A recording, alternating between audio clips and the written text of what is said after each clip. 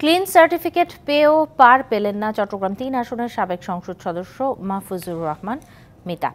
নতুন করে আবার তার বিরুদ্ধে অনুসন্ধান শুরু করেছে দুর্নীতি দমন কমিশন দুদক। সংস্থাটি বলছে, আওয়ামী লীগের সাবেক এই এমপি মানি এক্সচেঞ্জের মাধ্যমে বিপুল অর্থ যুক্তরাষ্ট্রে পাচার করেছেন এমন গোয়েন্দা তথ্য রয়েছে। চট্টগ্রামের সন্দ্বীপে ঠিকাদাররা কাজ করলেই আগাম 10% কমিশন দিতে হতো সংসদ সদস্য মাহফুজুর রহমান মিতাকে। 2020 সালে কমিশন বাণিজ্য, চাঁদাবাজি সহ এমন নানা অভিযোগ পেয়ে মিতার বিরুদ্ধে অনুসন্ধান শুরু করেছিল দুদক। অনুসন্ধান শুরুর 1 বছরের মাথায় 2021 সালের 2রা মার্চ অভিযোগ থেকে অব্যাহতি দেওয়া হয় আওয়ামী লীগের এই এমপিকে। ক্ষমতা হারানোর পর আওয়ামী লীগ সরকারের প্রভাবশালী এই এমপির বিরুদ্ধে নতুন করে খোলা হয়েছে অনুসন্ধান ফাইল। দুদক বলছে, 2014 সাল থেকে টানা 3 বার এমপি হওয়া সন্দ্বীপের এই সংসদ সদস্যের 1 দশকে সম্পদ বেড়েছে 200 গুণ। আর এমন তথ্য উঠে এসেছে তাদের নিজস্ব গোয়েন্দা প্রতিবেদনে। মানি এক্সচেঞ্জের মাধ্যমে যুক্তরাষ্ট্রসহ কয়েকটি দেশে অর্থ পাচার করেছেন মিতা। এছাড়া দেশে পূর্বাঞ্চলে প্লট, মতিঝিলে 5 কাঠার জমির উপর ভবন, গুলশানে ফ্ল্যাট ও উত্তরার দিয়াবাড়িতে 5 কাঠার প্লট রয়েছে মাহফুজুর রহমান মিতার।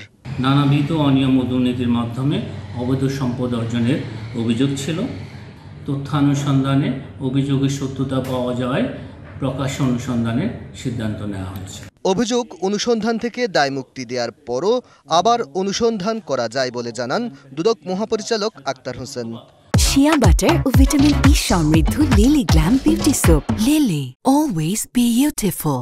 কোনো ক্ষতিগ্রস্ত ব্যক্তি যদি পুনরায় তার বিরুদ্ধে আবার সুনির্দিষ্ট কোনো অভিযোগ উপস্থাপন করেন দুর্নীতি দমন কমিশনে, তাহলে দুর্নীতি দমন কমিশনের নির্ধারিত পদ্ধতিতে যাচাই বাছাই শেষে সে অভিযোগের বিষয়ে পুনরায় অনুসন্ধান করতে আইনগতভাবে কোনো বাধা নেই।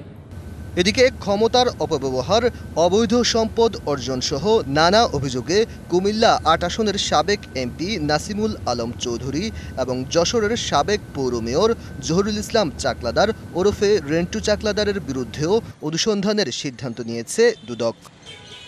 এদিকে প্রায় 6 কোটি টাকার অবৈধ সম্পদ পাওয়ায় কিশোরগঞ্জের সাবেক এমপি আফজাল হোসেনের ভাই সাবেক পৌর মেয়র আনোয়ার হোসেনের নামে মামলা করেছে দুদক। Aditya Rafat, DBC news, Dhaka.